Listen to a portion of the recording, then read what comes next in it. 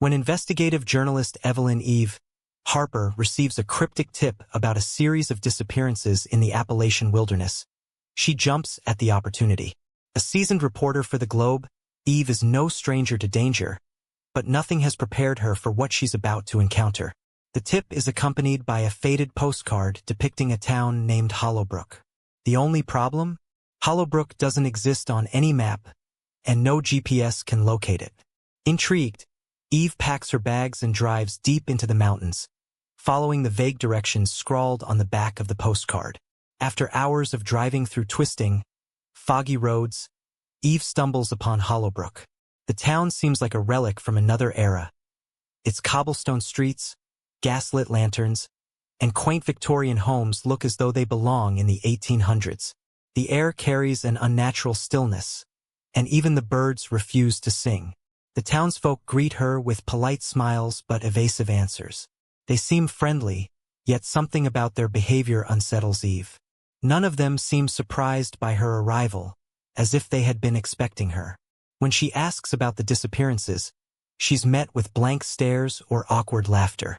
Eve rents a room at the local inn, where the elderly innkeeper, Martha, offers her tea and cryptic advice.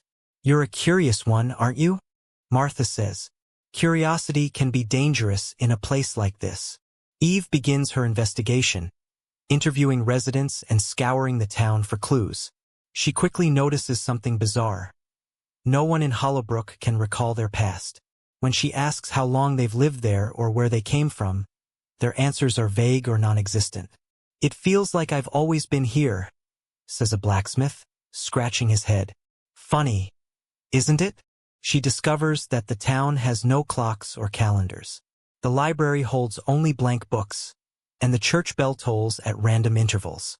At night, Eve hears whispers in the wind, as if the town itself is alive.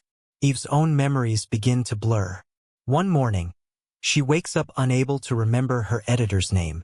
Then, the faces of her family grow fuzzy in her mind. Desperate to hold on to her identity, she begins keeping a journal, documenting everything she learns before it slips away.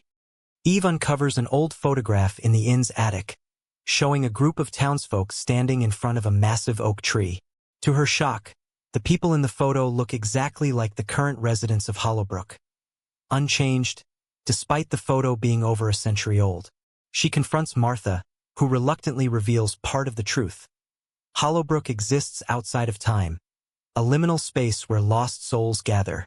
No one remembers how they arrived because once you enter, the town erases your past to keep you. "You shouldn't have come here," Martha warns. "The more you dig, the harder it will be to leave." Eve learns of a reclusive man named Elias, the so-called clockmaker, who lives on the outskirts of town. Unlike the others, Elias retains fragments of his memory and seems to know more about Hollowbrook than he lets on. He tells her the town was created by a rift in reality, a tear between worlds where time and memory are devoured.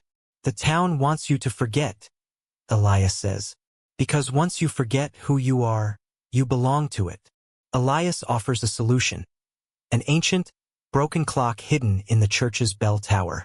If repaired, it could stabilize the rift and allow Eve to escape, but doing so might destroy Hollowbrook and its residents. As Eve races against time to fix the clock, her memories continue to fade. She no longer remembers why she became a journalist or what drove her to Hollowbrook. All she has left are the notes in her journal and a growing sense of unease. The townsfolk beg her to stop, terrified of the clock's power. Some have grown fond of their timeless existence, while others fear the unknown consequences of her actions. Martha pleads with her, warning that tampering with the clock could doom them all. Eve faces a heartbreaking dilemma: escape and reclaim her life, or leave the town undisturbed and risk losing herself forever. In the end, Eve makes her choice. If she repairs the clock, Hollowbrook collapses into itself, and Eve awakens miles away in the forest, clutching her journal.